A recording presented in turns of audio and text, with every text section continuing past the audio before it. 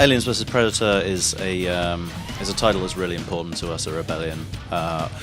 We did the original Jaguar version back in the 90s and the PC version in 1999. For me and so many of my colleagues, it's an obsession. You know, it's a geeky obsession with aliens and predators ever since we first saw the movies growing up, and the idea of bringing them together in a game is just, it's heaven, really. The key thing about Aliens vs Predator is that it's built on three different perspectives: that of the colonial marine, that of the alien, and that of the predator. And the game delivers three separate single-player campaigns that's open to the player to choose whichever one they want to start with, just like the original games did. And then on top of that, we've got the multiplayer as well, which obviously delivers you those three different perspectives, which is something really fresh and unique.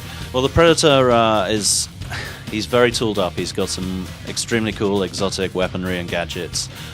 He's a powerful character. He's able to snipe from a distance, leap around treetops and rooftops.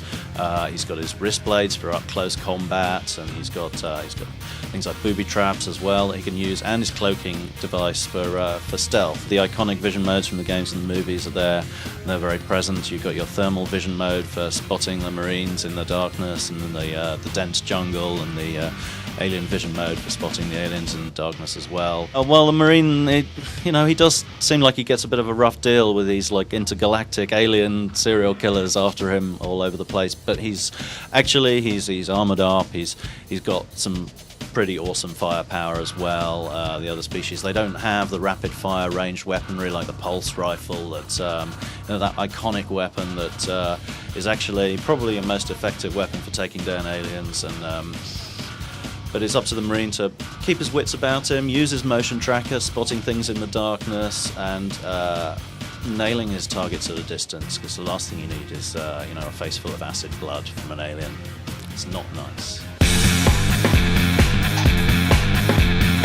Obviously, for the single-player campaign, three perspectives are crucial there, and you can safely assume that the three perspectives are key in multiplayer as well. And everybody has their favourite species, and within the team already, when testing multiplayer, people get pretty vociferous about which one their favourite is, and there's no better way to settle those kind of arguments than in a multiplayer deathmatch. Now, I guess one of my favourite things about it is the fact that we've really sort of nailed the sense of the aliens. They're a really intelligent and formidable foe. You can't predict what they're doing. They're hiding in the dark. They're using the vents to get around and hunt you in the darkness, and at the same time, if you know one's there, you have to deal with it, and you're having to venture into the darkness to get closer to take it out, which is exactly what you don't want to do. It's that sense of fighting against your fear to take it out, and then playing it again, the alien doesn't behave exactly the same way. It keeps me guessing, even though I know how the game is set up, I know how it's supposed to play,